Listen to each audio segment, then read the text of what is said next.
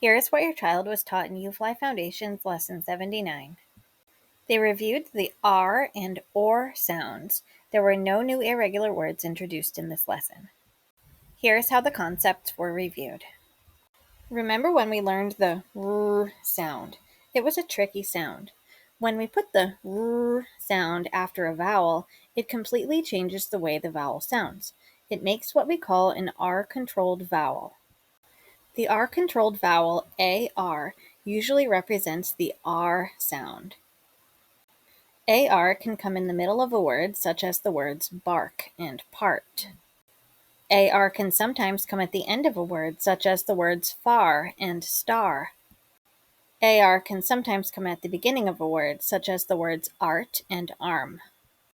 Another R-controlled vowel sound is OR. OR usually represents the OR sound. OR can come in the middle of a word, such as the words fork and corn. OR can sometimes come at the beginning of a word, such as the word orb. OR can also come at the end of a word, such as the word for. However, when we hear OR at the end of a word, it is usually spelled with an E, such as the words more and store. To make the R sound, we start with our jaw dropped and our mouth open.